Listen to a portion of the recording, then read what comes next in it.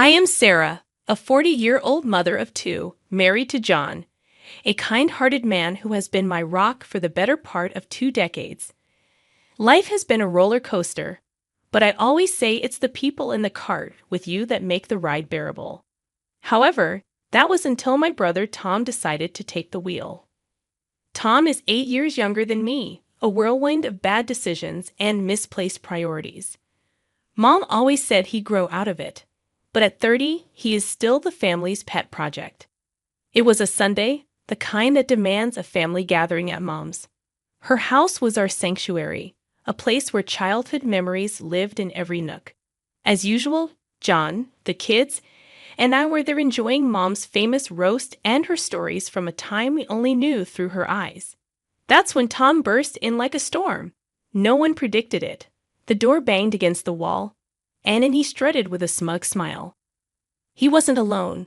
Clinging to his arm was a young woman barely out of her teens, her pregnant belly blatantly obvious in a dress more suited for a nightclub than a family lunch. John choked on his tea. Emily asked if she was going to be an aunt, and Max was more interested in why Aunt Lisa's dress was so shiny. "Family, meet Lisa, my fiancé," Tom announced, as if he were unveiling a prize. Mom's fork dropped. "Fiancé, Tom, we talked about this." Lisa flipped her hair and shot us a look that could curdle milk. "Yeah, we're getting married, and this little guy," she patted her belly, "is Tom Jr." The room was so quiet you could hear the clock ticking. John cleared his throat. "Congratulations, Tom. That's big news." Tom smirked. "We're staying here for a while, till we get our own place." Mom tried to smile, but I saw the worry in her eyes. That night, after the kids were in bed, John and I talked. "Sarah, your brother, he's not just irresponsible.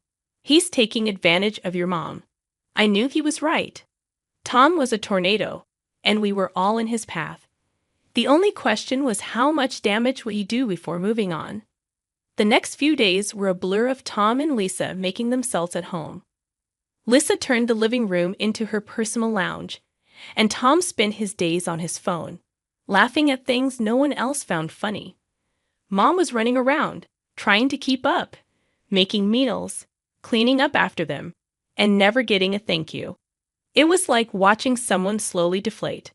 One evening, I caught Mom in the kitchen alone, looking older than her years. "Mom, you can't let them walk all over you," she sighed. "Sarah, he's my son, and that baby, I can't turn them away." I wanted to scream, to tell her she was being used, but I bit my tongue. Family's complicated, and sometimes love means turning a blind eye, even when you know you shouldn't. That's how it began, our new normal. Tom and Lisa, the ungrateful guests, and the rest of us trying to keep the peace in a house that suddenly felt too small. Little did I know, this was just the calm before the storm. Living with Tom and Lisa turned our lives upside down. Every morning started with Lisa's loud complaints, and as her due date approached, things only got worse. She'd leave a trail of mess wherever she went, and one day, I snapped. I found her in the living room, her feet once again on the coffee table, talking loudly on the phone. I told Tom we needed a new car, something safe for the baby. "Lisa, this isn't a hotel. You can't just expect everyone to clean up after you," I said. She rolled her eyes, chill Sarah. "I'm pregnant, remember?" Tom chimed in, "Sarah, lay off her. Can't you see she's carrying my kid?" I shot back. "Being pregnant doesn't give you a free pass to be a slob, Tom." Mom came in, wringing her hands. "Please, let's not fight. It's not good for the baby." I looked at Mom, her face drawn and tired. "This isn't right, Mom. You're running yourself righted for them." But Mom wouldn't listen. They're family, Sarah. What can we do? The days dragged on, and Tom and Lisa would disappear for hours, leaving Mom to babysit their mess. They'd return with shopping bags, laughing about their day out. One evening, I heard them planning a lavish wedding. "We need the best, babe. It's our day," Tom said, his arm around Lisa. Lisa giggled. "Of course, and your mom can help with the expenses, right?" I couldn't believe my ears. I confronted them. "You're planning a wedding you can't afford and expecting Mom to foot the bill." Tom shrugged. Why not? She's got the money. I was livid. You can't keep using Mom like your personal ATM, Tom. But my words fell on deaf ears. They just laughed and continued their planning, leaving me fuming. Life in Mom's house had gone from bad to unbearable. Lisa had given birth to a baby boy, Alex, and you'd think that would slow them down, but no, it only gave them more excuses. One morning, I walked into the kitchen to find Mom washing a mountain of dishes. Lisa was sprawled on the sofa, cooing at Alex, while Tom played some game on his phone. Morning, Mom. Why are you doing all these dishes? I asked, trying to keep my voice steady. Mom just sighed. Lisa needs to rest, and Tom's busy. I glanced at Lisa. Busy doing what, Lisa? You can't just leave everything to Mom. Lisa shot me a look. I just had a baby, Sarah. I'm not supposed to stress myself. Tom didn't even look up. Yes, Sarah, back off. You don't know how hard it is. I couldn't believe it. Hard. You call sitting on your butt all day hard. Mom tried to calm things down. It's okay, Sarah. I don't mind. But I was past caring. No, it's not okay. You're not their servant. It was like talking to a wall. Tom and Lisa just didn't care. They'd leave the house for hours, leaving Mom to take care of Alex. They'd come back with bags of clothes and gadgets, bragging about their great deals. One day, I found a receipt on the table, a designer dress for Lisa, costing more than what most people make in a week. I confronted them. Where did you get the money for this, Tom? And why is Mom paying for your lifestyle? Tom shrugged, unbothered. She's our mom, Sarah. She wants to help. I was furious. Help? You're bleeding her dry. That's when Lisa chimed in, smirking. If she's willing, why not? Besides, what's it to you? I couldn't take it anymore. I had to talk to Mom alone. Mom, you can't keep giving them money. They're using you. Mom just shook her head. I can't abandon them, Sarah. Especially not Alex. I tried to reason with her, but they're not even trying to be responsible. Tom's not looking for a job, and Lisa's just spending your money like water. Mom looked away, her voice barely a whisper. I know, Sarah, but they're my children. I have to help them. I felt helpless, watching my family fall apart. Tom and Lisa were like leeches, draining everything and giving nothing back. And Mom, bless her heart, was too kind to see it. I didn't know how much more I could take. The breaking point was near, and I feared what would happen when we finally reached it. Things took a turn for the worse when Mom suddenly fell ill. It happened so fast. One day she was her usual self, and the next she was bedridden, looking frail and weak. I was at her bedside, holding her hand. Mom, you're going to get through this, I whispered, trying to sound more hopeful than I felt. She gave me a tired smile. I'm just worn out, Sarah. I've lived a good life. Tom and Lisa were nowhere to be seen, probably out spending more of Mom's money. I couldn't hide my anger anymore. Where are they, Mom? Why aren't they here helping? Mom's eyes were sad. They have their own lives, Sarah. Don't be too hard on them. But I couldn't let it go. Their own lives? They're living off you, Mom, and now when you need them the most, they're absent. Mom just sighed. It broke my heart to see her like this, defeated and alone. Then the inevitable happened. Mom passed away quietly one night, with me by her side. Tom and Lisa were out, probably having the time of their lives, oblivious to the tragedy unfolding at home. The funeral was a blur. I remember seeing Tom and Lisa arrive, looking like they were going to a party rather than mourning a loss. Lisa's dress was inappropriately short and flashy, even for a funeral. People were murmuring, and John squeezed my hand, trying to offer some comfort. After the service, Tom pulled me aside. Sarah, we need to talk about Mom's will. I was still in shock from losing Mom. Now, can't this wait, Tom? He was insistent. No, it can't. I know she left the house to me. We need to sort this out. I couldn't believe his audacity. Tom, Mom just died. Can't you show a little respect? But Tom was relentless. This is important, Sarah. I'm her son. I deserve it. The day after the funeral, I went to Mom's house to start sorting through her things. When I got there, Lisa answered the door with a smug look. "What do you want, Sarah?" she sneered. I was taken aback. "I came to collect some of Mom's things." Lisa laughed, a cold and harsh sound. "Oh, you didn't hear. This is our house now. Tom got everything." Tom appeared behind her grinning. "Yeah, Sarah, Mom changed her will. The house, the money, it's all mine." I felt a surge of anger and disbelief. "You're lying. Mom would never do that." Tom shrugged.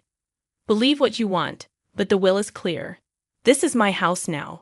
I stood there on the doorstep of the house I grew up in, feeling like a stranger. The realization hit me hard. Not only had I lost my mother, but now I was losing my childhood home to my greedy brother and his manipulative wife. As I walked away, I knew this wasn't the end. I had to fight back for Mom, for my family, and for what was right. But little did I know, the battle ahead would be tougher than anything I'd faced before. I was a bundle of nerves as I walked into the notary's office. The whole situation felt like a bad dream. Losing Mom was hard enough, but fighting with Tom over her was something I never imagined. The notary, Mr. Jacobs, was an old family friend. He looked up as I entered, his face somber. "Sarah, I'm sorry for your loss. Let's get straight to the matter at hand." I nodded, trying to steady my voice. "Mr. Jacobs, Tom says Mom left everything to him." "That can't be true." Mr. Jacobs shuffled some papers. "Well, let's see what the will says." Tom and Lisa walked in just then, all smugness and arrogance. Lisa gave me a triumphant smirk, ready to lose Sarah. I ignored her, focusing on Mr. Jacobs. He cleared his throat and began reading the will. My heart was pounding in my chest, bracing myself for the worst. But then Mr. Jacobs said something that made my heart leap. The sum of $5,000. Tom's face fell. "What? That's it?" Mr. Jacobs continued. "And to my daughter Sarah, I leave the family home and the remainder of my estate." I couldn't believe it. Relief and disbelief washed over me. Lisa was furious. "That's impossible. She promised us the house." Mr. Jacobs looked at them sternly. "There's more. It appears your mother made this last will a month ago after expressing concerns about undue pressure from certain family members." Tom was red with anger. "This is what she wanted. I can't believe this." Lisa chimed in. "We'll contest this. We'll get a lawyer." Mr. Jacobs raised an eyebrow. "You're free to do so. But be aware, if it's found that there was any coercion involved in the previous will, there could be legal consequences." Tom and Lisa looked at each other, their confidence wavering. I stood up, feeling stronger than I had in months. "Mom saw through your greed. She made sure her last wishes were respected." Tom stormed out, cursing under his breath, with Lisa trailing behind him. I stayed back, thanking Mr. Jacobs. As I left the office, I felt a mix of emotions. Sadness for losing Mom, relief that her last wishes were honored, and lingering anger at Tom and Lisa's audacity. It was a regular afternoon when Tom stormed into the house, his face red with anger and disbelief. $100,000 for you, and just a measly $5,000 for me? How is that fair, Sarah?" I was sorting through some of Mom's papers, but his outburst made me pause. "Tom, that's what Mom decided. You know she always had her reasons." He slammed his hand on the table, making me jump. "Reasons? What reasons could she possibly have to screw me over like this?" I took a deep breath, trying to keep my cool. "Maybe because you and Lisa have been bleeding her dry for years." Tom's face contorted with rage. "That's what we deserve. That money's rightfully mine." That's when I found it tucked away in a drawer, a letter from Mom. Her handwriting was unmistakable. I pulled it out and started reading. Tom's eyes were fixed on me, a mix of curiosity and fear. "What's that?" I said. "It's from Mom. She explains everything here." The letter laid it out in black and white. Mom had originally set aside $100,000 each for Tom and me. But as Tom and Lisa's demands for money grew, she started deducting from his share. I looked up at Tom, his face a picture of shock. "By the time she wrote her last will, you'd already taken $95,000, Tom. There was only $5,000 left. Tom staggered back, as if he'd been physically hit. No, that can't be true. I felt a surge of anger. It's all here, Tom. Every cent you and Lisa took came out of your inheritance. He looked lost, his eyes darting around the room. But I didn't know. That's the problem, Tom. You never knew or cared to know. I snapped, my patience wearing thin. He slumped into a chair, burying his face in his hands. What have I done, Sarah? I put the letter down, feeling a mix of pity and frustration. You've only got yourself to blame, Tom. You chose this path. Tom left the house that day a broken man. I watched him go, feeling a sense of justice, but also a deep sadness. Our family was torn apart, not just by grief, but by greed and ignorance. The house, once a battleground of family feuds, was now eerily quiet. Tom and Lisa had left, cutting off all contact with me. It was a relief and a curse, leaving me to wrestle with the aftermath of their chaos. As I sat in the living room, staring at the walls that had witnessed so much, my friend Jenna called. Sarah, have you heard about Tom? I braced myself. No, what now? She hesitated. He's been spotted around town, looking for jobs. And Lisa, she's been seen with different men, flaunting around like she's single. My heart sank, and Alex, their son? No sign of him, Sarah. It's like they've forgotten they have a child. I slammed my fist on the table, fury boiling inside me. They're irresponsible, selfish. They don't deserve a child. Jenna tried to calm me. Sarah, maybe there's something you can do. Her words sparked an idea. You're right. I'll fight for Alex. He shouldn't suffer because of them. The next day, I met with a lawyer, a no-nonsense woman named Miss Rivera. I explained everything, my voice trembling with determination. So, you want to pursue custody of your nephew? Miss Rivera asked, her eyes sharp. I nodded firmly. Yes, he's in a toxic environment. I want to give him a better life. Miss Rivera leaned forward. It won't be easy, Sarah, but if you're ready to fight, I'm with you. I felt a surge of resolve. I'm ready, whatever it takes. The legal battle that followed was tough. Tom and Lisa were unpredictable, sometimes cooperative, sometimes hostile. But I didn't back down. One evening, after a particularly grueling day in court, John wrapped his arms around me. You're doing the right thing, Sarah. It's hard, but right. I leaned into his embrace, exhausted but hopeful. I just want Alex to be safe, to have a family that cares. The day the judge granted me temporary custody of Alex was bittersweet. He was a sweet boy, confused and scared, but he slowly opened up to us. Emily and Max adored him, and he brought a new kind of joy into our home. Tom's reaction was a mix of anger and defeat. You've taken everything from me, Sarah. I faced him, my voice unwavering. I'm protecting Alex, something you should have done.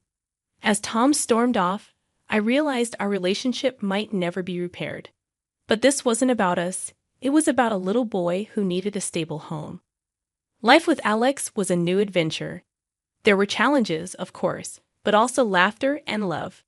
He was becoming a part of our family, and I was determined to make it permanent. Looking back, I knew I'd made the right decision. It was time for new beginnings for all of us, a chance to heal, to grow, and to build a future filled with love and stability. That was the legacy I wanted to leave, a stark contrast to the selfishness and greed that had once threatened to tear us apart. The house, once a reminder of familial discord, was now filled with laughter and the pitter-patter of little feet. Alex had become a part of our lives, his presence a constant source of joy and wonder. One evening, as we were tucking him into bed, he looked up at me with those big, innocent eyes. Aunt Sarah, am I going to stay here forever? I smoothed his hair, my heart swelling. Yes, Alex, you're part of our family now. He smiled, his tiny hand gripping mine. I like it here. Emily and Max are fun. I kissed his forehead. We love having you here, sweetie. As I walked out of his room, John was waiting, a proud smile on his face. He's really settling in, isn't he? I nodded, feeling a sense of accomplishment. He is. We're giving him the life he deserves. The next day, I received a call from Miss Rivera. Sarah, it's official. The court has granted you full custody of Alex. I nearly dropped the phone, tears of happiness welling up. Thank you, Miss Rivera. Thank you for everything. After hanging up, I shared the news with the family. Emily and Max cheered, hugging Alex in a group embrace. Even John had tears in his eyes. We're a family, John said, his voice choked with emotion. A real, complete family. The journey had been long and fraught with challenges, but we had come out stronger.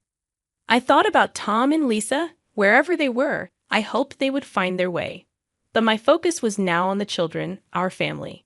In the months that followed, Alex blossomed. He was no longer the timid boy we first met. He was confident, happy, and loved. One day, while we were all in the garden, Alex came running up to me, a dandelion in his hand.